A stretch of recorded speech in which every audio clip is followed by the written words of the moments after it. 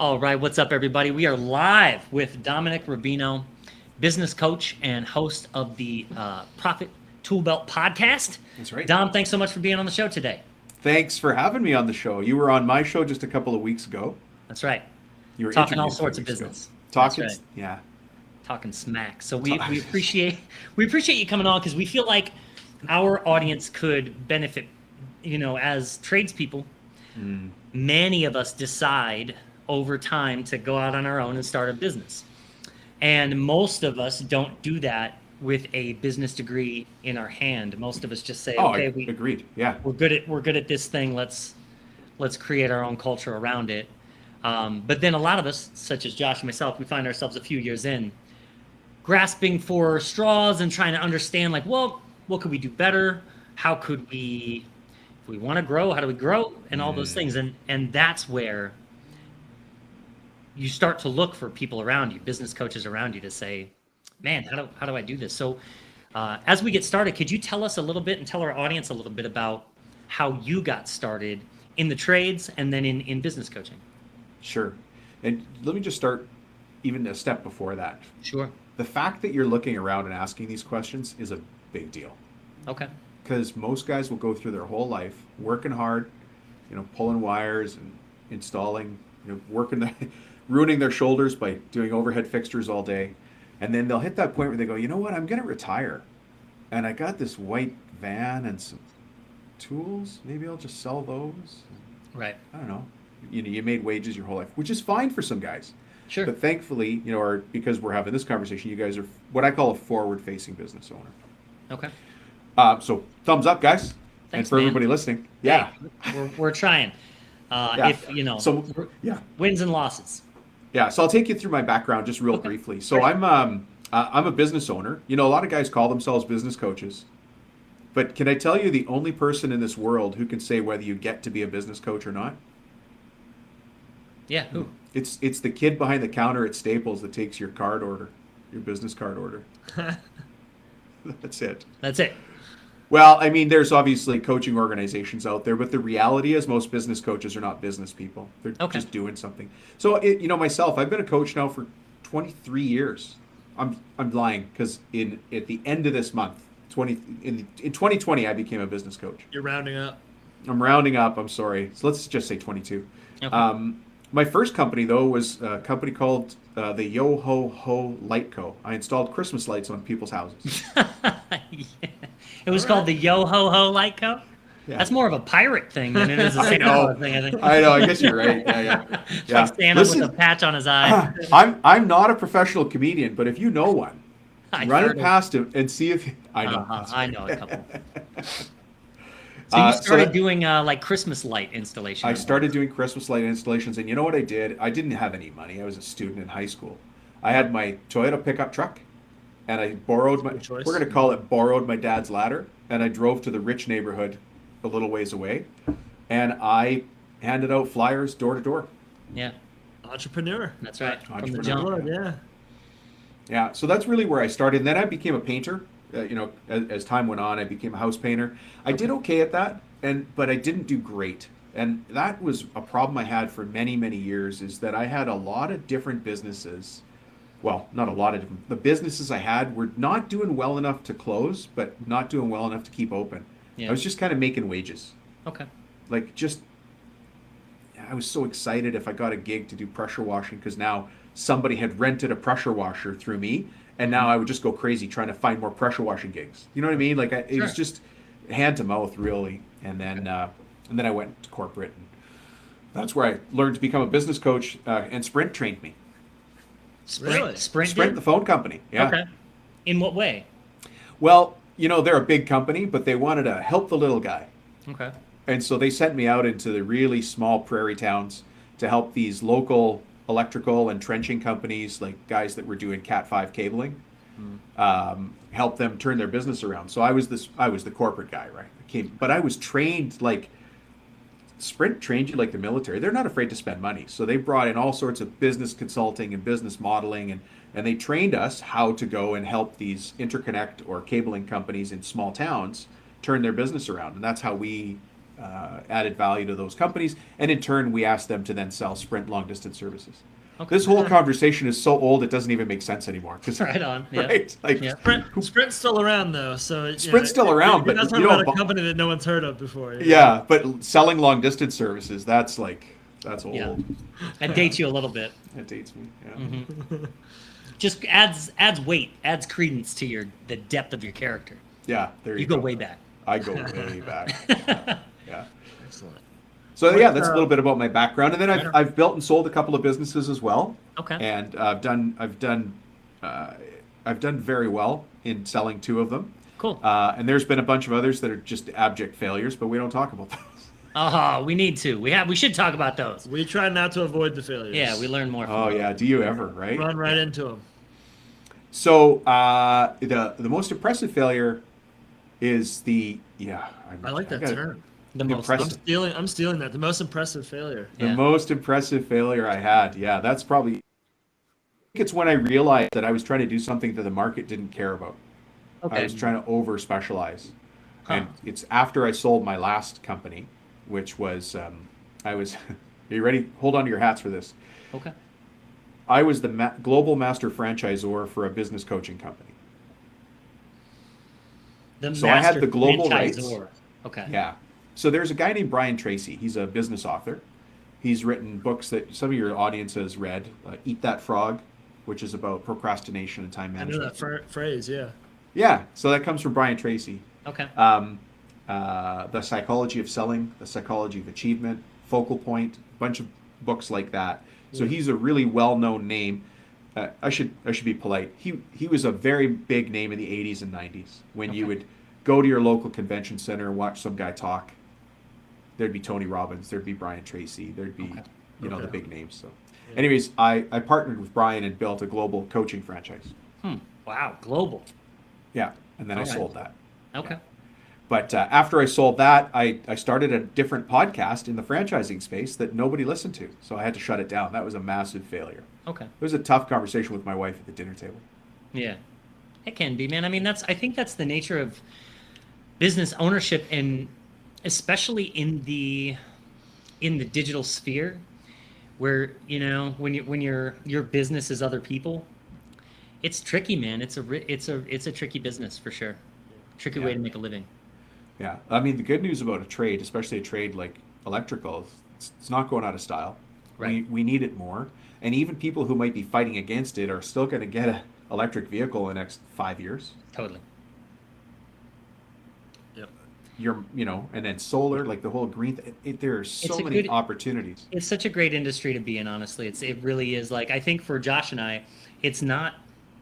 We never really teeter on like, oh my God, what happens if?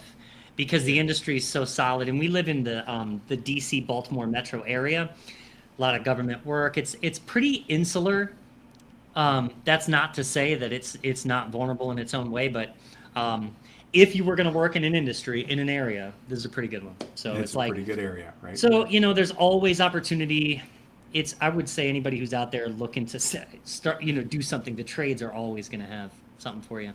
Yeah, and incredible. People, you pull up to a light, and you've got your. What do you guys drive?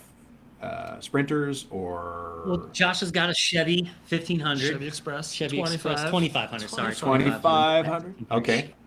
So buy that new off the lot. Oh, sorry. Go ahead. I drive a little Tacoma pickup. There you go. I've got a Toyota 4Runner. Love it. I took Toyota all the crew. way. That's right. Yeah, but Were you going to say about buying off the lot now? No. If you buy a vehicle like that off the lot, what's it going to ring in at? These days, 40 something probably. Yeah. Yeah. You'll pull up to next to a guy in a Porsche or a Land Rover, and he's acting like he's got it all figured out, where you guys paid cash for yours, and he's making payments. Yeah. Right.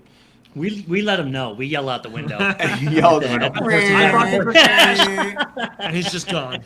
And he's gone. Yeah, they do. But it's easy when we look at the trades. People often think, oh, he's a trades guy. He kind of just whatever.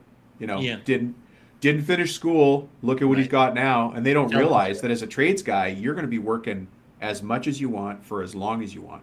It's true. And it's easy to get head faked by thinking some guy in a Porsche has got it better than you. He doesn't. He's got Rich person problems. Mo money, Which mo we could problems solve. is what I. Which we hey, could solve. We Mo could money, solve those mo problems. problems is what I hear, That's man. right. Yeah. Well, so what was the moment, speaking of your history, what was the moment when business coaching made sense for you, or someone told you should do it, or you just thought it was a good idea? I mean, how did you make that transition from having businesses to saying, I should teach other people? Yeah, I mean, I was frustrated that everybody around me was running a company, and looking at it, everybody else had it figured out, and I couldn't figure it out at all. It was bad. I mean, I remember this is specifically when I was a painter.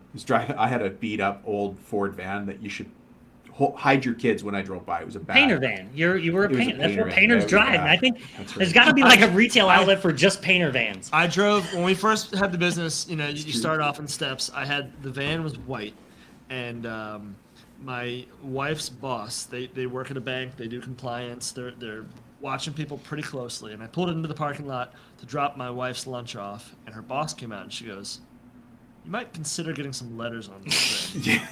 Yeah. So I ordered, I'm like, we weren't ready for full lettering yet, so I just ordered some magnets and threw them on there for the time being, just, Yeah, not just- to be the white van. Just so you can Yeah, drive not through to be the school white zone. van. Drive I through the school zone without being arrested. I can't believe I'm about to top you. Oh. Oh. So all right. I hand painted my van. Leftover red paint, high gloss paint. I did it with a roller. Oh, wow. Painters gonna paint, man. Painters gonna paint. That vehicle ended up getting, what do they call it? Oh, the police stopped me, and they wrapped it in that yellow tape, and I wasn't allowed to drive it anymore. Like condemned or something? Condemned. Yeah, I was condemned while I was driving it. It got condemned. But listen, before that happened, this goes back to like my, rats running out of the Did engine when they they make- stop I'm you. like, Yellow tape dude, that says I pervert on got it? jobs to do. He goes, you cannot drive this vehicle. It was just like, it was a piece of junk. Yeah. Anyways, Wow. if you want to talk about the day I realized I needed to do things different, which is not actually the question you asked. I was driving through an intersection hoping to get hit by another car because I was. I'm sorry. Wow. Is that insurance money or suicidal? Yeah, no, it was bad. I was Wow. having possibly the worst day of my entire life. Oh, And I remember though what I did is at the end, like not the end of that intersection, but I was very upset. I'm using a euphemism because I'm a man. I was just at the end of my personal rope. Yeah. And I said, look, this can't go on anymore, man. Yeah. And so I decided at the end of every day I was going to figure out what I learned that day and change it. Good. Because guys, it was a dark day. It was bad. Sure. wow. It's bad. So then, you know what? I decided, again, when I was at Sprint and they were showing me how to work with these companies, I was just fed up with the corporate world. Corporate was not for me. I hated it. And so I had an opportunity. I'd found some, because you start studying business coaching, which didn't exist as words back in the year 2000. Sure. The word business and coach didn't go together, Right. right? But there was a guy doing it out of Australia, and so I started studying with him, and then I just became a business coach that way. Okay. Yeah. Awesome. So as a business coach, what are your thoughts like when you first meet with a team and somebody comes to you and they say, "Hey, we've been working this business. We're trying to figure out what we're doing wrong and we want to fix it." What are some of the main things that you see over and over again that small businesses do or business owners do that they shouldn't do when they first start? Are there some tips right away? Yeah, there is, except Yeah. I have to step back and the first thing I have to do is chill out. Because I'm going to use you guys as an example. You are trying your hardest and you finally gotten to the point where imagine somebody working so hard. You ever had that day where you're working hard and then you stand up and you stretch your back and you look back and you're just resting for a minute and you kind of finally look up. You realize you've been looking down all day. Mm-hmm. That's the point in time you're in your business. So I have to chill out because I got all these answers, right? Oh, do this, do this, do this, do that. Yeah. But that's not respectful to the guy who's like, dude, I just drove through an intersection hoping to get smacked by another car, Mm-hmm. right? Yeah. So I have to slow down and ask a bunch of questions that might seem really obvious to you. Like, why are you doing this? How much do you want to make? Why do you want to make that money? Yeah. And then I start to apply my systems to that. Okay. And I can tell you where those systems come from. If you can, I go to the book suggestion part of the Yeah, episode man, now? for sure, of course. So one of the books it's seminal. Like it's so good. It's old, but it's really solid. It's called The E-Myth Revisited by Michael Sure. Gerber. Have you guys read that? Read the E-Myth. I've never read the E-Myth Revisited. So you got to read the E-Myth Revisited because Michael Gerber got it wrong in the E-Myth. Oh, really? Yeah, you have to read the E-Myth Revisited.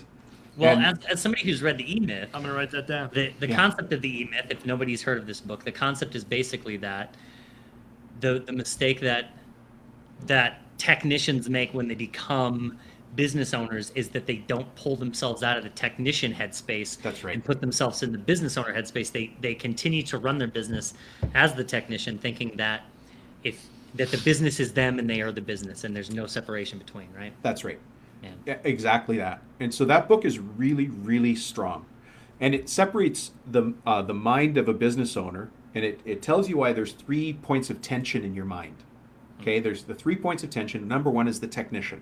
That's you and I on the tools, doing whatever trade we are. We happen to be talking to a lot of electricians here, but so that's right. us on the electrical tools, right? But it could be anything. Yeah. Then there's the manager side of our mind, which is trying to measure things that happened in the past. Typically our bank account, but our accounts with the supplier, our accounts with a client, whatever that is. That's 2 tensions, and then there's a third tension, which is the future focus. What do I do about the future? And Yeah. those questions always start with how can I or what if. Okay. Those are the people that end up meeting with a person like me because they're saying, how can I take this company and really start to make it profitable? How can I move into diesel generators, whatever you want to be in, right? Like Right. the generator business, or the solar business. You're asking how can I and what if. And so you're at that point where you've had, and Gerber talks about this, you've had an entrepreneurial seizure. Right? So you call the distributor of all the generators. I want to be a generator distributor. Right. And they're like, okay, we'll give us $600,000 and we'll get you started. And you're like, okay, thanks. Click. Right. I'll go get it. Right. Just Be right back. I'll just be right back. I think it's in my sock drawer. Cash machine. Yeah. So that's where I get pulled into those conversations. Okay. So that's definitely a book. If anybody wants to read a book, that's one to read. Okay. The E-Myth Revisited. Yeah. Why do you think that's so important? Like, as far as people starting small businesses, specifically technicians, why is that such an issue? Because at some point you've realized, I want to be a business person that happens to own an electrical firm, not an electrician with a couple of crews. Yeah. And that And- little mindset shift, Yeah. sorry, just cut you Sure. off. Go ahead, That please. little mindset shift Yeah. is worth everything. That's it right there. I So want how to do be a you say- business person. Yeah. How do you help? I think one of the things that may stand in your way as a business coach with that is that, like, people get so embedded in the identification we have with the skills we've encountered. So, like, we define ourselves as electricians. We're proud There's of a lot of that pride. fact. Yeah, We're proud. yeah. Like, especially you've gotten your master's. You're like, this is the work we do. This is how we do it, and this is why we're proud of that. So you're asking people who've gone through that route and have acquired that level of pride or whatever to say, okay, I'm not doing that anymore. Now I'm a business person, and that's a beneficial thing to do. You could be both. Yeah. You can be both. But if you're a great, in your case, master electrician, at some point you want to train other people to be electricians. You want to bring on people. And if you want to run this as any more than a daycare, you have to have systems and processes. Okay. If you think by any stretch of the imagination you want your kids to take it over, or you want your foreman or one of your crew leads to take it over, do you want to hand them a lumpy mess or do you want to hand them a smooth running business? Sure. And if you want them to cut you a check, they're not going to cut you a check for a lumpy, ugly business. They're going to cut you a Sure. check for your retirement based on a company that runs smoothly with recurring revenues and systems. Yeah, that's a good point. It's also like, it just benefits you to, I think if we're gonna take the step and say, I'm no longer just an electrician, but we've started a company, then by default you put yourself in that category, right? You are that, whether you want it, you know what, and Josh is the same. We've both seen and struggle with it within ourselves, but we've seen those electricians struggle with that, right? Like where they're like, nah, man, nah. I'm an electrician. I'm out here. I'm doing the electrician thing. Excellent. And it's I need more of those guys. but not excellent in the way that like you've got to be able to get out of the way. If you want your business and the systems that you put in place to operate functionally, you kind of have to get out of the way to some extent, right? If you want to. Yeah. Okay. If, You have to want to. That's the yeah, thing. you have to want to, because to Because be honest, there it's a are lot of guys work. out there who want to. They don't want the daycare, but they want to keep running a small operation. They want to keep doing it their way. Yeah. I was trained by that guy. Yeah. You know, when I Me was too. 18, Yeah. that's who I worked for. It was me Yeah. and him. You know. Yeah. And But that's a path. It's a choice, Josh. Yeah. Right? Sure. And Exactly. and it's not the wrong choice. That's their choice.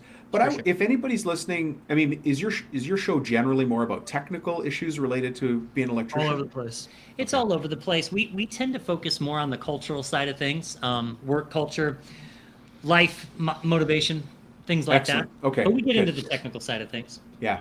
So on my show specifically, it's about the business of the contracting business, the business of construction, Yeah. in general terms. Yeah. And so people that are there have already said, look, I realize I'm running a company, but I'm stuck, or I want to do it better, faster, stronger, whatever it is, right? I want to make more money. Yeah. I want to have time for my family. Right. And I think that's where you end up. It's like you start in one direction and you always end up there. Yeah, well, and to put it in perspective, so Doug and I have been doing this January will be 3 years, and we're doing well. Like, in fact, we're both currently reading what's it called? Profit First. Profit first. Profit Love it. First. Contractors. We're reading Profit First for For contract. contractors. We're reading the but- Sean yeah. Sean Van Dyke's version. version. But Yeah. it's cool because as I listened to the beginning of it, you know, we're very fortunate. We're not in most of those pitfalls. We're not in, so we're doing pretty well. My mom happens to handle our books. She's really sound, you know, of mind. We have an accountant. We had separate bank accounts from the beginning, so we're Oh, doing good. things well. But what we reached was we went to an electrical convention in Austin this year, and it fired us up.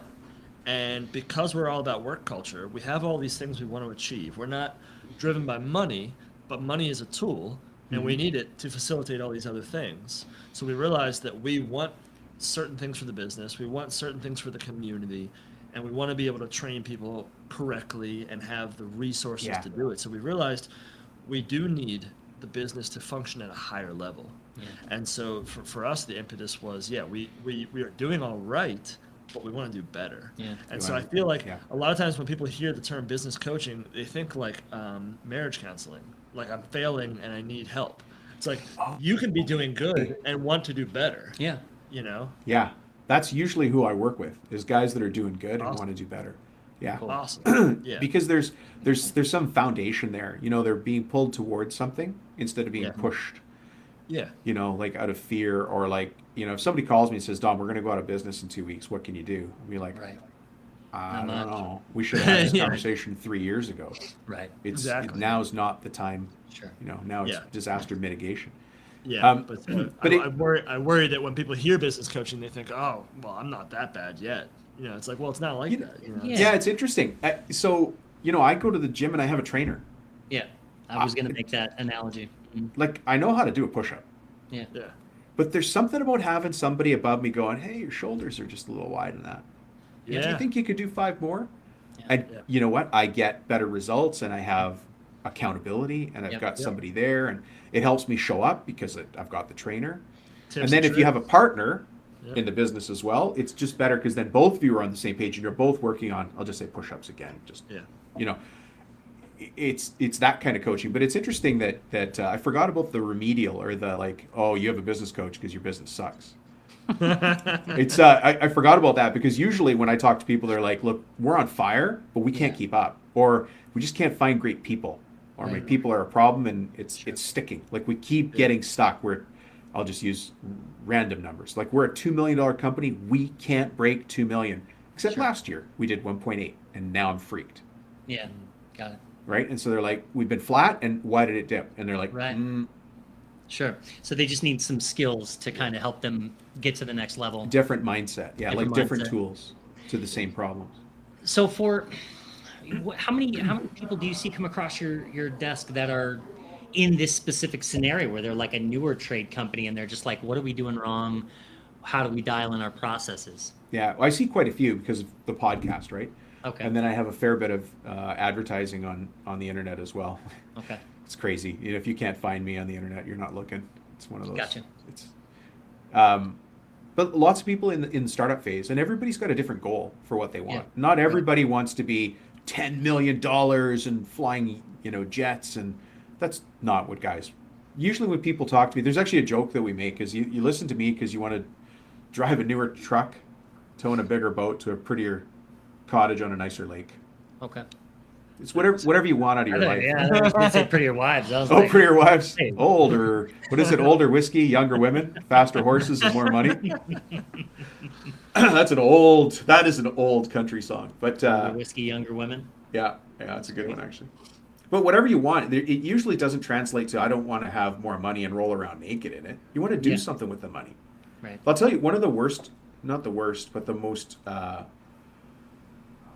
do you call it? Impactful conversations I had with a guy about why. Because he said, hey, Dom, I want to make more money. Oh, why do you want to make more money? Mhm. Dumbest question I could ever ask. I don't know. It makes sense. Right? Yeah. Yeah. It's a good And question. so I get that people say all the time, well, I'd like to make more money. So I'm like, why? So he danced around it a bit, but I sensed there was something more. So I kept digging, and it turns out his mom was in an old age home. Got it. But all he and she could afford was to have her in a quad, which was a shared room with 4 other women. Aye, aye, aye. Another lady in the room had dementia, I want to say, and that's she stayed up frustrating. all night walking around yelling. Good God. And he goes, my mom deserves better. Yeah. She was a single mom. And he goes, if that's all I do is get her into a private room, I've done my job as her son. And that was his motivation for coaching. Some good Because he was motivation. doing fine, but he Yeah. needed to do better, Got it. So everybody comes to you with different parameters Yeah. based on what they're trying to achieve, and you help them get there. Yeah.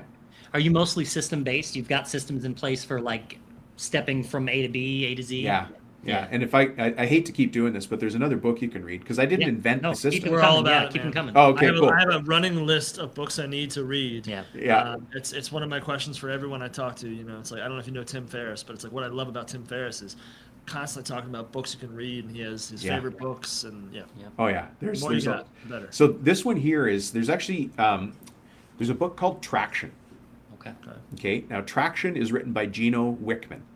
Okay. And it is the system for how to take your business, get it on paper, especially good for partners or for family businesses, right? But individuals as well. But get your business on paper so you can start to manage it. Just like you guys could probably do a faster, better job if you've got a schematic layout of what the project looks like, Right. as opposed to if I say, hey, come wire my garage, and you're like, What do you "Yeah, want? I'll Where just do you do, want it?" yeah, I'll put the light switches where I want and the lights where I Sure. want, right? But if you've got a strategic plan, Yeah. rock star. So Yeah. that book's called Traction. It's written by Gino Wickman. There's a few others out there that are really good, and I have to say this. Yeah. I've built 2 businesses now, 2 of significance. The first business I built, I got to $120 million in sales before I sold it. Okay. And I used a different strategic planning system written by Vern Harnish. And that book's called Scaling Up. Scaling up. Scaling Up, exclamation mark. Okay. Now, it's made for a bigger business. Even though I started that business at 0 and got it to 120 million in sales before I sold it, that was really the only model around at the time. Gino Wickman came out with a different system about 10 years ago, and I've been using that ever since. And that one I used to build this last company, which I can't say the sales number because I'm still getting paid on the sale of that business. Okay. But we had 237 locations around the world when I sold the Jesus. business. Okay. And so I used Traction. So either of those 2 books, rock star. You Okay. got to read them or Awesome. listen to the audio. And understand when you're listening to the audio, it's a little bit boring, but it's the business of business. That's Sure. what it's about. Well, I would imagine that even people who don't want to scale their company or get into a space where they've got tons of employees or they're in a bunch of locations, even people that want to keep it small and steady need advice, like need help and advice, because it's like with us, I'll give you us as an example, like 3 years in, and we're doing fine. But when we look at it, like Josh was saying earlier, when we look at hiring somebody, or we look at like, okay, we've got to focus. Like Josh had a day today where he had to run around and take care of a bunch of business stuff, and that's how it goes. And then at the same time, you got to go do the work in the field, Yeah. and you've got to do the estimates, and it's a lot of work.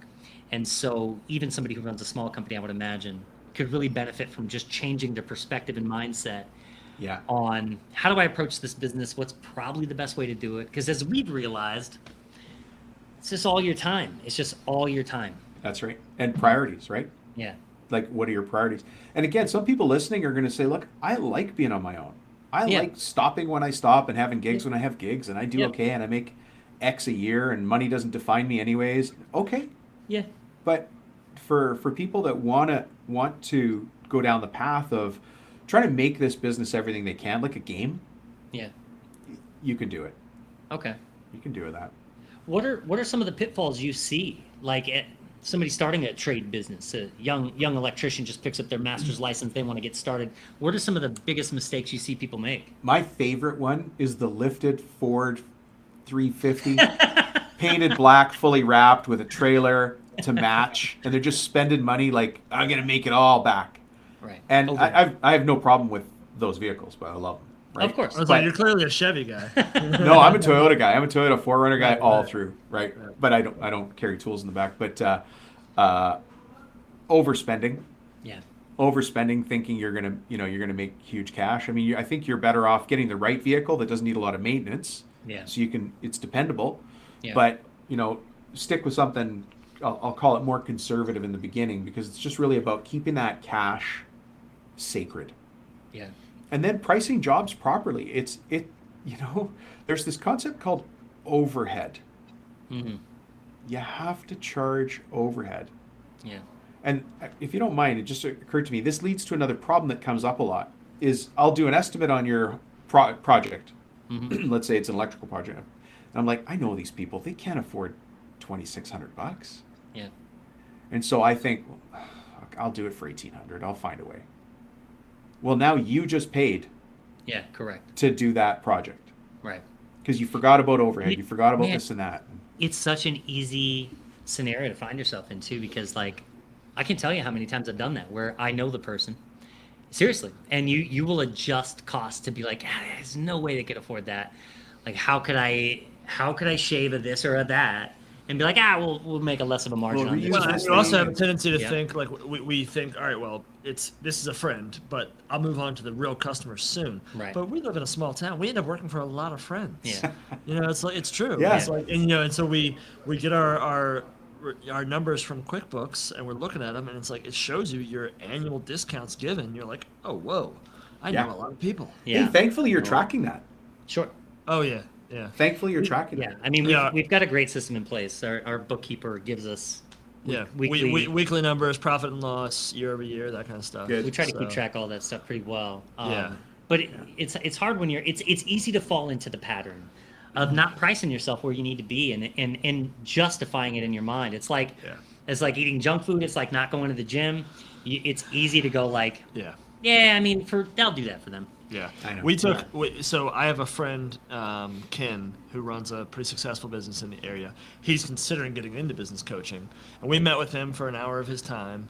And the biggest takeaway was we're not ready to make some of the moves we want to for various reasons. But the simplest one that we can implement today and tomorrow moving forward is pricing better. Yeah. And we're already we know some of the people in our area. We're already priced a little higher than a lot of our competition. Yeah. But Good. he's like, you guys could bring that up. He's like, Yeah. you got to recognize your worth. Mhm.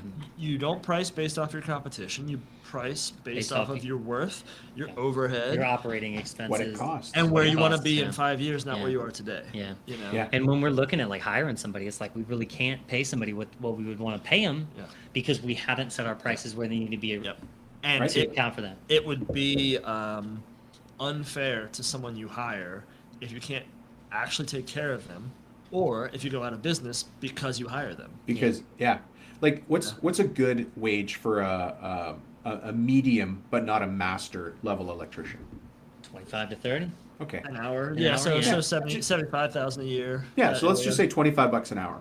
Yeah. And Yeah. everybody listening to the shows like nodding, or they're like, well, in my area it's higher. My area Punching it's their lower. dashboard matter. like, you'll never listen to this again. Yeah, yeah. But I'll tell you now, and we'll just use 25 as the number. Mhm. You're not paying $25 an hour. Right, of course. Yeah. right? Now, you guys might already know this because your bookkeeper's told you, but you actually have something called a burden rate. Yeah. And that could be $2, $3, $4 an hour more. Yeah. So when I do a job and I go, okay, it's going to be me and my guy, and I'm this much an hour, and he's 25 an hour, add it up, and I'm doing the math, I'm still not making money. It's because there's still $3 an hour that's floating out the door that I'm paying in soft costs. Yeah. Up, it's called burden rate. Yeah. To that guy, and you're like, why am I always still behind? You're not doing anything wrong except not adding that $3 back in. Yeah. And that's just on labor burden. That's I not know. for overheads. Yeah. It's so tricky. And when you really sit back and think about it, the difference between a corporate company or another company that we would go and work for, if we didn't get our numbers where they need to be, the difference between them and us now is that they're not afraid to set their numbers where they need their numbers to be and stick with it. And that's it. Yeah. And so if we can't make that change, we end up in that situation where we're like, all right, well, I guess we go work for somebody. Yeah. But the only difference is that person's not afraid to say, it's this much money because I need Well, it to be. Because I'm not the low cost provider, I'm the high value provider. Correct. That's right. When I do the job, it's going to be done once, it's going to be done right. The job site's going to be cleaned up, and you'll be flicking the lights on in your house or your poultry barn, whatever you guys are doing, it's going to work. That's Yeah. right. Done to code, done professionally, done cleanly, respectfully in your space, all that stuff. It's high value for sure. That's right. And so that's what we have to come to understand is, imagine if you didn't do the electrical job, that means somebody else is going to do it. And I can't trust the other guy. I could trust me because I know the quality I put in. And the quality I put in is based on this is what it's going to cost. And this is how much time it's going to take. That's another thing we've learned about like pricing is that if you price because you think a job, you want to cut somebody a break and you're like, I could do this in this many hours because I could dwindle it down to that. You're cutting yourself short for a number of reasons, but one of the ways you're cutting yourself short is that if you don't provide yourself enough time to do that job cleanly, to take care of their space, you know what I mean? You're just flying and rushing to get it done because you I don't have time yeah, for cleanup. That's you right. know? Yeah. Or you bid it to not include that, but you do it anyway, and you're losing money. That's right. And it's That's a good just point. bid it where it needs to be. If they Yeah. can't, if the person can't afford it, that's okay. Yeah. That's not your client. Bid it where you need it to be, and the people you'll find that demographic. I think, especially when you're specializing in something where people need Yeah. a specific thing, and that's what we're still kind of trying to figure out. Yeah. Yeah, and it's okay to be trying to figure it out. Yeah. You know, it's not going to be the same for everybody. But the other thing we have to think about is if you're not proactively targeting customers, you're Yeah. just going to get whatever floats through the door. Period. And And it's so- constant. And it wastes time. It wastes so much time. It's crazy how much time it wastes. Yeah, changing the kind of job you're doing. You know, I did a poultry barn today. Tomorrow I'm doing a new construction garage rewiring, and then now somebody needs a panel upgrade. And it's that's all it. over the map. That's inherent in what we do. It I really know. is. Like there's so many different things we can do. And the thing that we struggle with is like, say for example, you do specify. Say we specialize and we're like, we just do this. Well, we're going to make clients based on just that.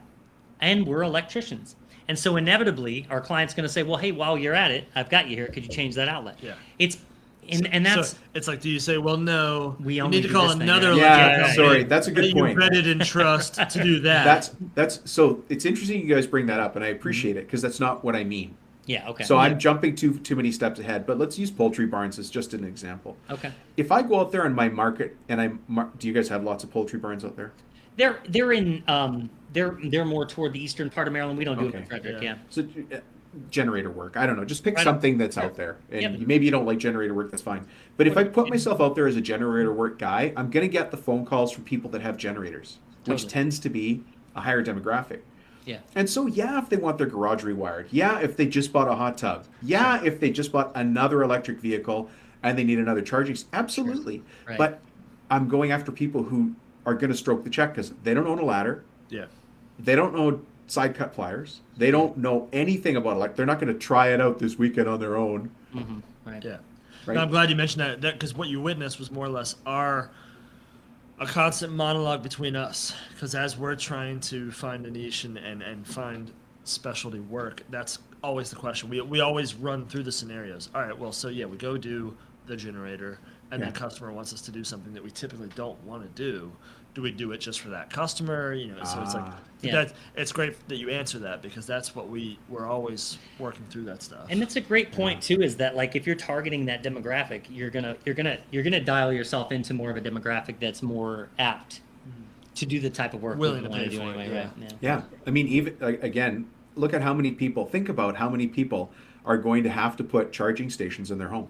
Mm-hmm. Yeah, for sure. So who's the charging station electrician in your area? Yeah, right. Now, There's nobody's- again, right. if you don't like doing it, don't do it. Yeah, of course. But if you're somewhat interested in it, Sure. do it. And then they're going to say, hey, can you change my, Sure. my emergency light over my garage? You're like, yeah, of course we can. Of course, right. But, Now, should we eye roll before we do it? Probably not, right? this is beneath me, This is right. right? No, it's more the things that we get into that are challenging. It's more the demographic of people who are they're on a look. The hard part about residential electrical is that you are asking a person to budget a project. It's coming out of their wallet. It's coming out of their bank account. And I mentioned this to you when we were talking. So you do have a variance. One second, Dom.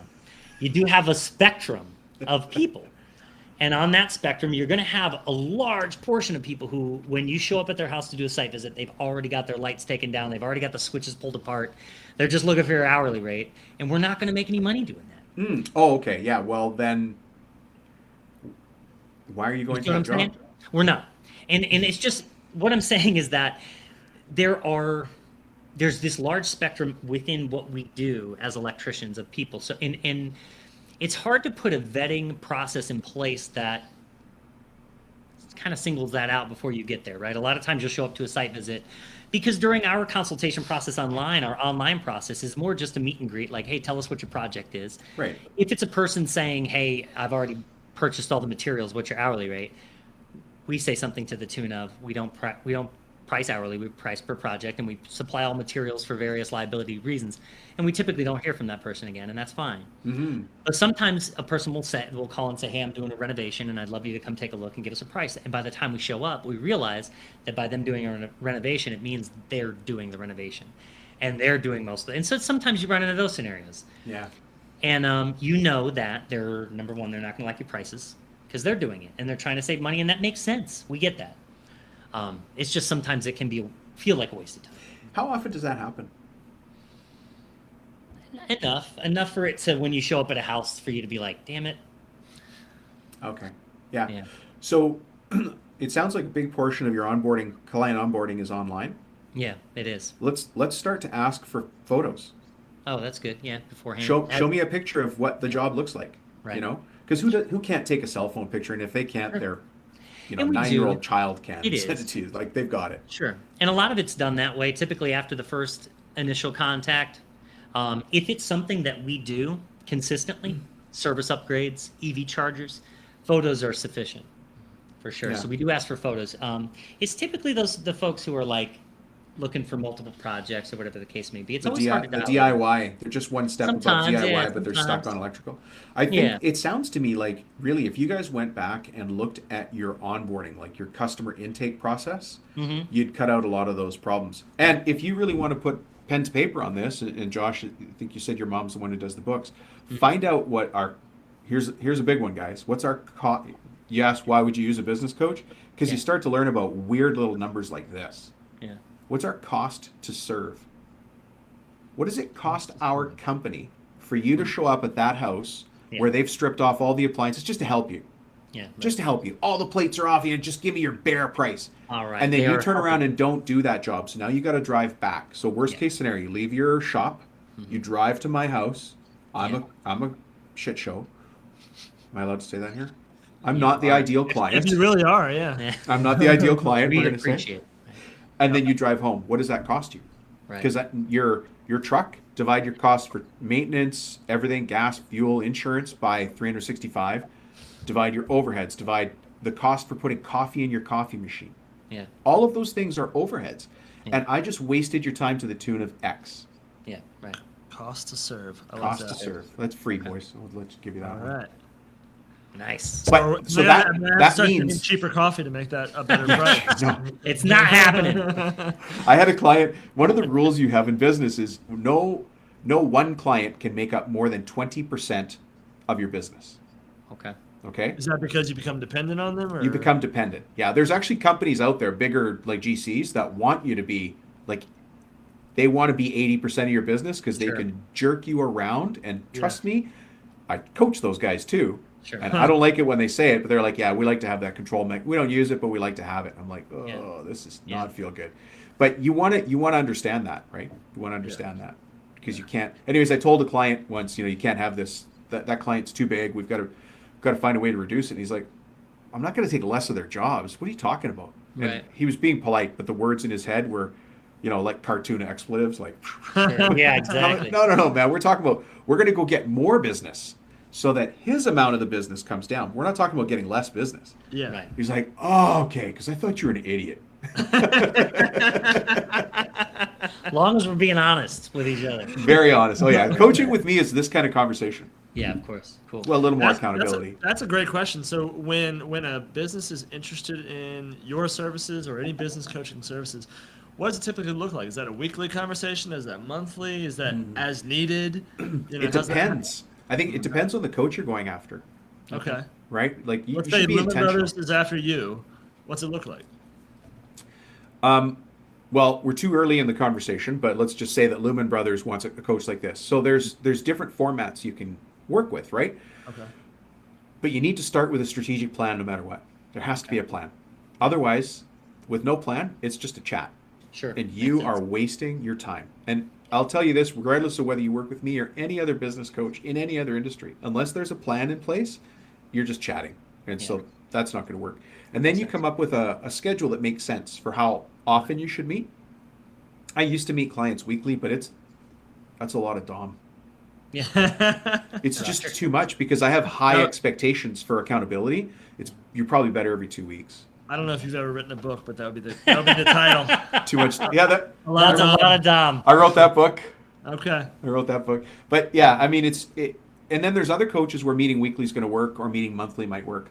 But I have also found that meeting monthly or meeting quarterly, you lose a lot of momentum. Yeah, I bet. And there's a lot of starting and stopping. So you want some sort of regular, repeated cycle based on a plan that you put in place that walks you through it.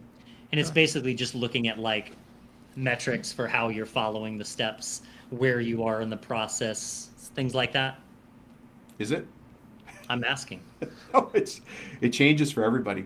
Okay. So the questions generally come in themes, right? There's people who, and these don't stand alone. It's a mix, right? So people have questions about time, whether it's time for themselves as a human, like I got to be a dad. I can't be on the phone all day while I'm trying to watch my daughter's baseball practice. Right. So that kind of personal time, but then there's operational time, like in the field, how do we produce faster, better, smarter? Yeah. Team's a big one lately because it's been really hard. I'm sure you guys found this, just to find good employees. Mm-hmm. Really hard. So there's a lot of team work there. Money, obviously. So one of the things I deal with contractors a lot, is there's 8 different profit leaks in your business. So these are just oozing cuts, and they just constantly ooze profits out of your business. Interesting. So you've got that under the money side, and there's lots of other things within money, obviously, but then there's strategy. So what do you want to do? Do you want your son or daughter to take this over? Do you want your foreman to buy it one day? Do you want to sell it and just get out of there? Or do you want to move into a different line of products like generators? That's the strategy kind of questions. That's very broad. Right. And then some people contact me because they want marketing or sales help. Got it. And that usually is a subset of something else, but that's it in general. That sounds helpful as all get out, because I feel like just like with electrical work, it's like you can know a lot about it, and you can have your master's license and have done it for a long time, and you still are just gonna miss things. You're just gonna every person possesses their own set of weaknesses and strengths, and it's the same in business. It's like you're gonna, even if you feel like you're good at the work, you're on time, you're good at planning, you might not be great at accounting. You might not have any idea what you're doing. It's like And you're not supposed to be. right. And you're not supposed to be. Yeah. Right? You're not supposed to be good at everything. You can't be and now you have to be in the beginning when it's just you. Right. And then you get to a point where you're comfortable and you're like, I don't want to change. I'm good. Right? That's life, right? That's life for you right there, boys. What am I, 43? Let's call it a day. Listen, I've gotten dressed in the morning and I walk past the mirror and I'm like, oh, I care. I'm already married. And I just keep walking. I'm like, yeah. It doesn't matter how What's I she look. gonna say? What's she gonna say about it? Whatever. I'm already married. Yeah. Yeah. Yeah, I think that I think it's hard no matter what. I think, there's a reason that small businesses struggle to succeed. There's a reason the small businesses struggle to make it to 5 years. And I think a large part of it is there's that interim where you're getting off the ground. You're a plane that's getting off the ground, and it's like you just said, Dom, it's typically all you. It's like all day, all night, you're stressed, worried, planning. Full working. throttle. Yeah. Full throttle. And that's where we've been for 3 years. And you do get to the point where you're like, okay. When does this get easier? I'm tired. What do we do about this? And that's where I think it starts to come into play, where you're like, well, clearly we're doing fine. Clients like us, the work is good, but why are we not in the position where we could just easily hire somebody and have that solve some problems? Yeah, and so that's where it's crazy. There's a visual analogy that goes with this really well, but you need simple systems. Yeah. You just need systems, right? And it's going to be a little lopsided at first, but you still need a system. So imagine, you know what an Olympic weightlifter is? Those guys with those enormous bellies, they pick a ridiculous amount of weight up over their head, right? They're wearing a leotard. That guy. That guy. He's from like Bratislava or something. Yeah. Totally. More hair under his armpits than he should have. That guy. He drank like yak milk for breakfast. Totally. Yeah. We know the guy. So that guy is standing there with that weight over his head. The bar is bending. Mm-hmm. That's you. Yeah. That's the business owner. You, through your own strength, will, conviction, stubbornness, managed to take this thing that was nothing and make it into a business. And you've got it hoisted up over your head. And you're like, I got it. But for how long? Right. For how long, right? For how long? Business coach in the background's like, we could build a rack for that. Yeah. You ever consider a rack? You're like, what? It's a simple system, right? You can do that? You can put it on a rack.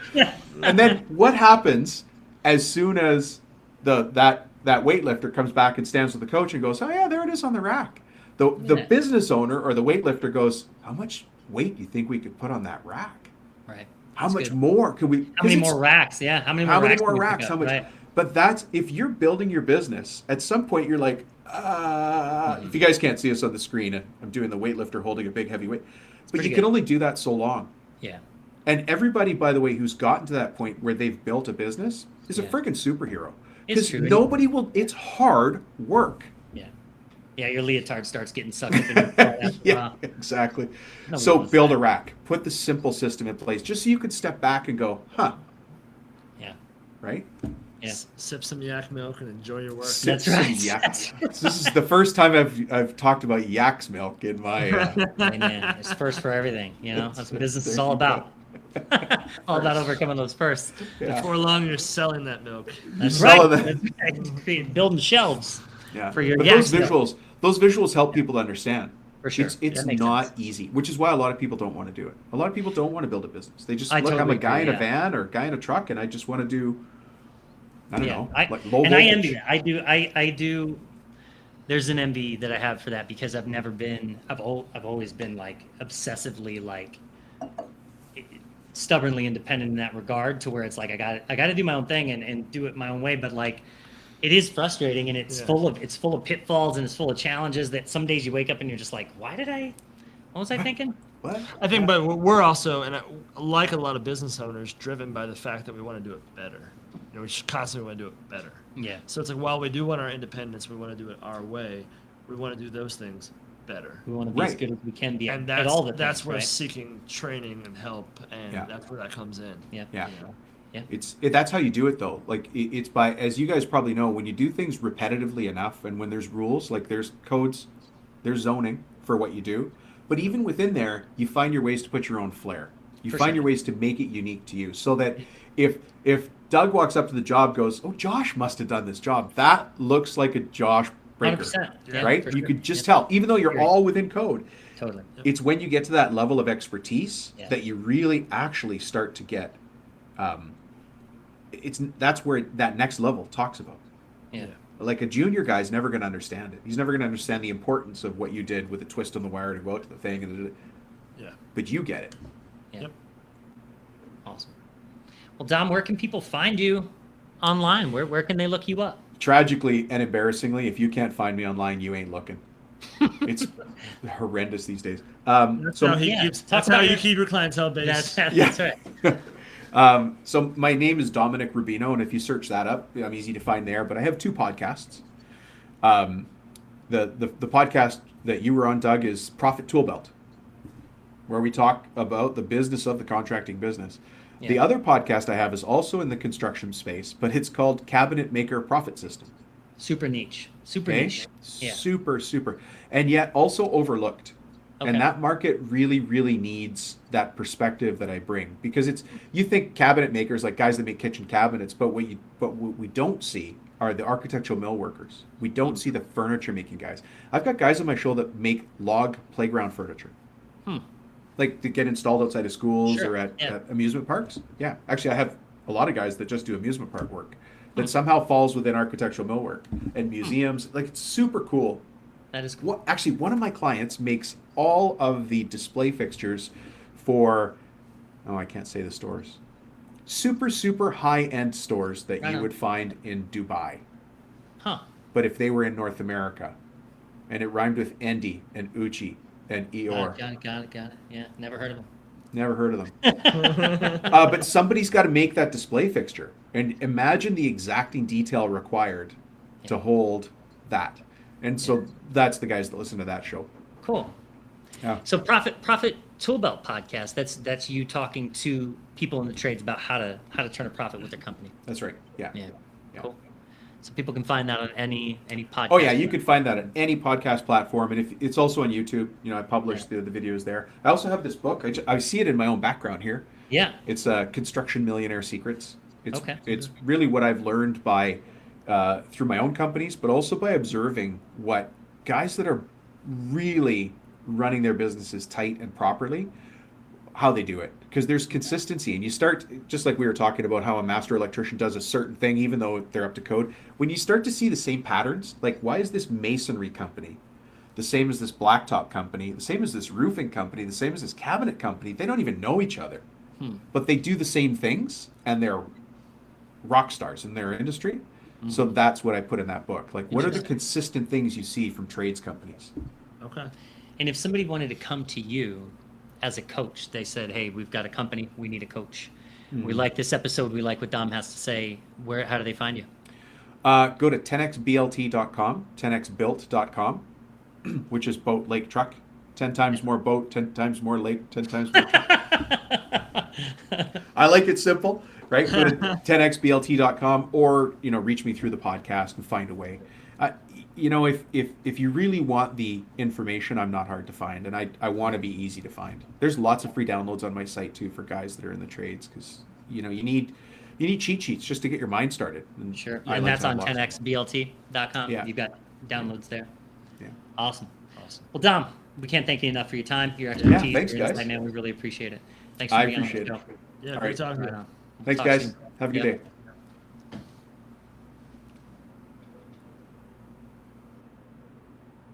Oh, see ya. I don't know, maybe just a little shorter.